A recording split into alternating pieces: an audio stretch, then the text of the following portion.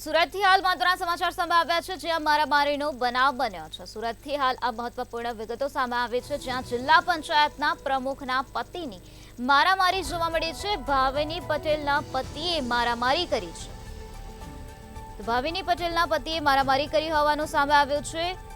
ત્યારે ગામમાં માટીના પુરાણ બાબતે મારામારી કરવામાં આવી। પ્રાથમિક શાળામાં શૌચાલયના પુરાણને લઈને વિવાદ સર્જાયો હતો।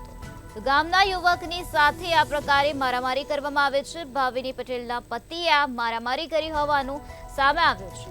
ઝપાઝપી બાદ આ સમગ્ર મામલો પોલીસ મથકમાં પહોંચ્યો હતો। હાલ આ સમગ્ર મામલામાં પોલીસ દ્વારા વધુ તપાસ હાથ ધરવામાં આવી છે। તો જિલ્લા પંચાયતના પ્રમુખના પતિએ આ પ્રકારની મારામારી કરી છે। એના ગામમાં માટીના પુરાણ બાબતે મારામારી કરવામાં આવે છે। પ્રાથમિક શાળામાં શૌચાલયના પુરાણને લઈને વિવાદ સર્જાયો હતો અને ત્યારબાદ મારામારી સર્જાઈ હતી।